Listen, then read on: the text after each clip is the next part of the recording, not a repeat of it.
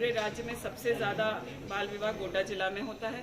यहाँ जो है के बच्चे अब ट्रैफिकिंग के मामले में भी जो पहले गुमला सिमडेगा खूंटी इलाके में था, अपना संथाल पढ़ना अब उन लोगों के लिए पोटेंशियल एरिया हो गया है। तो इन दो सामाजिक बुराइयों पर मैंने एक पहल किया है चाइल्ड राइट्स के साथ टाई अप करके, जो नेशनल लॉ स्कूल है रांची में, वहाँ के लोगों की मदद लेकर के एक मुहिम की शुरुआत हम लोगों ने की है, जिसको ज़मीनी स्तर पर उतारना और साथ ही साथ सरकार को उसमें इन्वॉल्व करना और जो सामाजिक लोग हैं उन लोगों की भागीदारी और जनता की भागीदारी। और साथ ही मैं आप लोगों से निवेदन करूंगी कि आप लोगों ने देखा है पहले भी यहाँ एक बहुत चर्चित मामला हुआ था बाल विवाह का, जिसमें पूर्व भाजपा के अध्यक्ष जो हैं उनकी भी संलिप्तता पाई गई थी। तो मतलब ये नहीं है कि कोई पढ़ा लिखा मतलब कोई गांव का ग्रामीण जो जानकार नहीं है वो ही इस तरह के काम कर रहे हैं, लेकिन जो लोग समाज में कोई स्थान रखते हैं वो भी इस मुद्दे के प्रति जागरूक नहीं है। तो उस मामले में आप लोगों से मुझे साथ सहयोग चाहिए होगा कि हम लोग गोड्डा पे लगे इस दाग को सब मिलजुल करके इसको हटा पाए। मैडम, AICC की सचिव बनाने के साथ आपको उत्तराखंड का सह प्रभारी बनाया। आगामी विधानसभा चुनाव में उत्तराखंड में कांग्रेस की क्या संभावना लगे? देखिए, मुझे लगता है मुझ जैसे कार्यकर्ता को, जिसको यूथ कांग्रेस, महिला कांग्रेस, जिला कांग्रेस में काम करने का मौका मिला और आज चुनाव जीतने के बाद मुझे जो जिम्मेदारी AICC में दिया गया है, मैं उसके लिए तहे दिल से अपने लीडरशिप का धन्यवाद करना चाहती हूँ। ये हर वर्कर के लिए एक सपने की तरह है और मेरा भी वो सपना मैंने पूरा होते हुए देखा है। इसको मैं अपनी उपलब्धि से ज़्यादा मुझे लगता है कि मेरे लिए बहुत बड़ी जिम्मेदारी है और मैं चाहती हूँ कि जो जिम्मेदारी जिस भरोसे से मुझे मैडम और राहुल जी ने दिया है उसको पूरा कर सकें। कांग्रेस उत्तराखंड में बदलाव का माहौल है। आप जानते हैं छत्तीसगढ़, उत्तराखंड और झारखंड एक साथ बना था। छत्तीसगढ़ में आज कांग्रेस की सरकार है, झारखंड में हम लोग महागठबंधन में सरकार में हैं और आने वाले चुनाव में जो फरवरी 2022 में है, उत्तराखंड में हम लोग कांग्रेस की सरकार बनाएंगे। कांग्रेस में आमतौर पर एक व्यक्ति एक पद का सिद्धांत प्रचलित है। झारखंड में प्रदेश कांग्रेस अध्यक्ष हेमंत सरकार में मंत्री बने हुए हैं, क्या इससे संगठन पर कुछ असर पड़ रहा है? देखिए, पार्टी के अंदर का जो हम लोगों का मामला है वो हम लोगों की पार्टी के लोगों से सलाह मशवरा करके और आला कमान के निर्णय लेने की बात है। यह लगातार चर्चा हो रही है और झारखंड में भी जो राजनीतिक हालात है उस पर आला कमान कुछ ना कुछ चर्चा और निर्णय आने वाले समय में लेगी, मुझे ऐसा भरोसा है। हेमंत सरकार के 1.25 साल के कार्यकाल को आप किस रूप में देख रही हैं? क्या उपलब्धि रही है और क्या होना चाहिए? मुझे लगता है कि चाहे वो कांग्रेस शासित राज्य हो या गठबंधन में हम लोग जहाँ भी हैं, उन सभी राज्यों में मैं मानती हूँ कि हेमंत सोरेन जी के नेतृत्व में one of the best state जो इस कोविड काल से लड़ाई में सफल रहा वो झारखंड में हुआ है।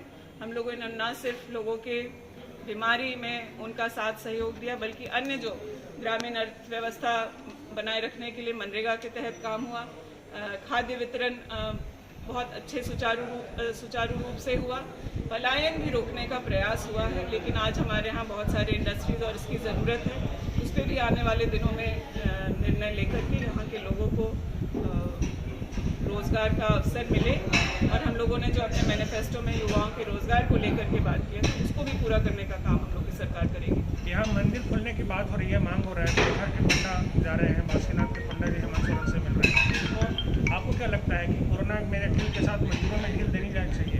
देखिए, ये हमारे आस्था से जुड़ा हुआ बात है, इसमें कहीं दो राय नहीं है कि सभी लोग चाहते हैं कि अपने तौर तरीके से भगवान की पूजा आस्था करें। और जहाँ तक मंदिर देवघर की बात है वो बहुत हद तक व्यवसाय से भी जुड़ा हुआ है, कई लोगों का जीवन उस पर चलता है।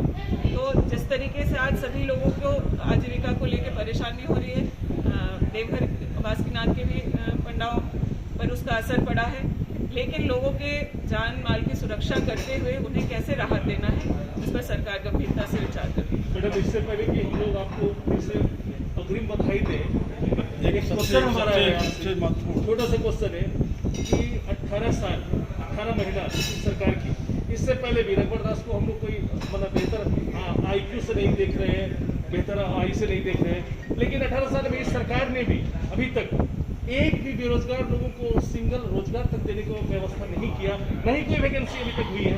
अब आपका इस मामले में क्या प्रयोग होगा? मैं ये नहीं कह रहा हूँ कि आप इस मामले में कुछ हस्तक्षेप, मेरा ये कहने का आपका हस्तक्षेप क्या है, इसके लिए आप क्या करेंगे? इस मामले में मुझे लगता है मैं बहुत ताकत से इस बात को उठाने का काम करती हूँ। सरकार में इस बात को लगातार, वो चाहे हम लोगों के मुख्यमंत्री हों, चाहे हम लोगों के विधायक दल की जब बैठक होती है, चाहे फिर हम लोगों के राज्य के प्रभारी आरपीएन सिंह जी के सामने, सबसे ज़्यादा ताकत से उठाने का काम हम लोग रोजगार को लेकर के कर रहे हैं।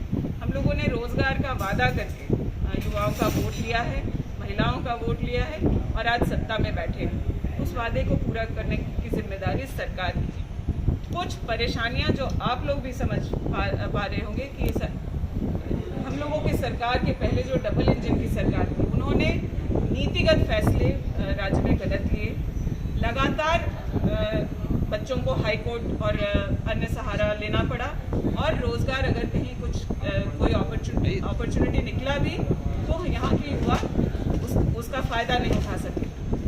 कह सकते हैं हम लोग कि पूरे झारखंड की एक पीढ़ी को बर्बाद करने का काम डबल इंजन की सरकार ने किया है। अब हम लोग कोई नीतिगत कोई गलत फैसला नहीं करना चाहते। उन पॉलिसीज पे जो नियमावली हो चाहे नियोजन नीति हो, उस पर बहुत गंभीरता से काम हो रही है और विशेष करके जो बहाली पेंडिंग है, जो कहीं कहीं निर्णय अटके हुए हैं, वो काम जल्द से जल्द कर दिया जाए, इसके प्रयास में सरकार लगी हुई है। कोरोना का थर्ड लहर जो अभी बोल रहा है कि संभावित है, इसके लिए क्या प्रयास किया, क्या सरकार की क्या तैयारी है? हमारी सरकार लगातार यह प्रयास कर रही है। आपने देखा बीच में हम लोगों ने इस बात की भी जिम्मेदारी ली थी कि 18 से 45 तक जो वैक्सीन होना है, अगर सरकार को खरीद करके लगाना है तो भी हम अपने लोगों को वो वैक्सीन दिला करके सुरक्षित करेंगे फ्री ऑफ कॉस्ट। तो ये वैक्सीनेशन को लेकर के जो तैयारी है वो हम लोग कर रहे हैं। वो उसमें कुछ हद तक हम लोग केंद्र सरकार पर निर्भर है। उसके बाद भी मुझे पूरा भरोसा है कि अगर पहला राज्य कोई ऐसा होगा जहां सारे लोग वैक्सीनेट हो जाएंगे तो झारखंड उन राज्यों में होगा। इसके अलावा जो बुनियादी तैयारी हमें हर जिला में करनी चाहिए थी, वो पीडियाट्रिक आईसीयू की बात हो, ऑक्सीजन कॉन्सेंट्रेटर की बात हो, या तमाम ऐसे दवा, क्योंकि बच्चों के प्रभावित होने की बात है, तो तमाम ऐसे दवाओं का इंतज़ाम हम लोग इस प्रयास में लगे हैं कि तीसरे लहर के लिए हम लोग तैयार हैं। आप लोग ने इस जिला में भी महसूस किया होगा कि 10 से 12 दिन के समय में जो सेकेंड वेव में अफरा तफरी रही, लेकिन उसके बाद हम लोगों ने स्थिति को बहुत नियंत्रित किया। वो ऑक्सीजन बेड बढ़ाने की बात हो, चाहे इंजेक्शंस मिलने की बात हो, इन तमाम तैयारियों को हम लोग सेकेंड वेव में भी किया और थर्ड वेव की भी तैयारी कर रहे हैं। मैडम 2 सवाल है मेरा। सबसे महत्वपूर्ण मुद्दा में बाईपास नहीं होने से 3 बार जाती थी, इसके लिए आपने कुछ सोचा था? ये बाईपास बनने का प्रपोजल मैं तो 10 साल से सुनती हूँ कि बाईपास बनेगा, लेकिन उस पर कोई कार्रवाई नहीं हुई। पिछले दिनों जब सत्र हम लोगों का चल रहा था तो इस पर भी चर्चा हुई है। बरसात के बाद बाईपास पर जो है ठोस काम हो पाएगा। 25 साल हो गया, 25 साल अवैध खनन का ये मुद्दा भी बाईपास बनेगा, ये जिला में बाईपास बनेगा। अवैध खनन और ओवरलोड गाड़ियों के परिचालन से सड़कों की स्थिति भी खस्ता हाल होती जा रही है। अवैध परिवहन को रोकने के लिए आप जानते हैं कि मैं सरकार का हिस्सा हूँ, फिर भी बहुत मुखरता से अवैध खनन को लेकर के, चाहे जो अवैध परिचालन गाड़ियों का हो रहा है उसको लेकर के हम लोग विरोध करते रहे हैं। और मुझे लगता है कि बाकी सब जिला के कंपैरिजन में बगल में ही आप देखते हैं साहेबगंज है, उससे अगर कंपेयर करें तो गोड्डा में कुछ हद तक हम लोगों के विरोध से स्थिति में नियंत्रण है।